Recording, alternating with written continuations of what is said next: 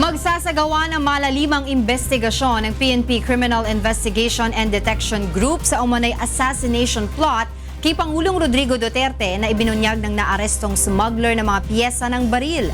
Ito ang balita ni Lea Ilagan. May isa sang customer na may balak umorder ng mga lower end parts daw, sabi niya sa akin, at yun daw gagamitin sa assassination ni President Duterte. Hindi pinagsasawalang bahala ng Philippine National Police ang ibinunyag ng isa sa nahuling suspect sa gun smuggling sa Bacolod na umano'y assassination plot kay Pangulong Rodrigo Duterte.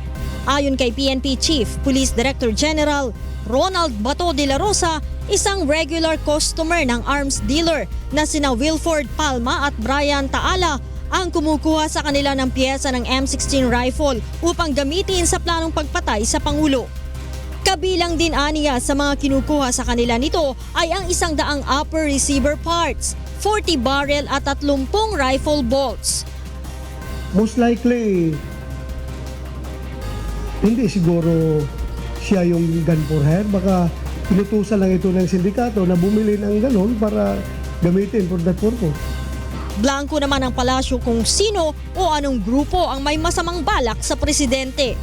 I cannot honestly say, and for whatever it's worth, whatever I say ought to be fact-based, not opinion-based. Hinihikayat naman ni General Bato ang mga nakabili ng piyesa ng baril sa website na Pinoy Pistol Forum na pag-aari ni Taala na isuko ito sa PNP tulad ng ginawa ng ilan sa kanila. Nung nalaman ko po na illegal ang pagkabili at pagkatransaksyon ko sa online, tinurn over ko naman po sa kanila yung barrel. Nasa 4.5 million pesos na halaga ng gun parts at accessories ang nakuha ng mga tauhan ng Criminal Investigation and Detection Group sa Bacolod sa mga naarestong suspect sa tulong na rin ng impormasyon mula sa US Homeland Security.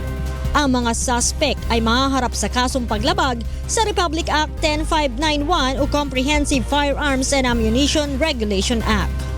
Lea Ilagan, UNTV News and Rescue. Camp Crame.